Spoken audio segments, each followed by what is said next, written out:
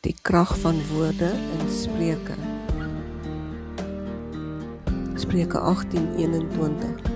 Die tong het mag oor dood en lewe. Die wat lief is om te praat, sal die gevolg dra.